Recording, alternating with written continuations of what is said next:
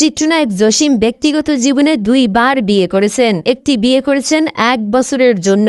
জসিমের প্রথম স্ত্রী ছিলেন ড্রিম গার্ল খ্যাত জনপ্রিয় চিত্রনায়িকা সুচরিতা।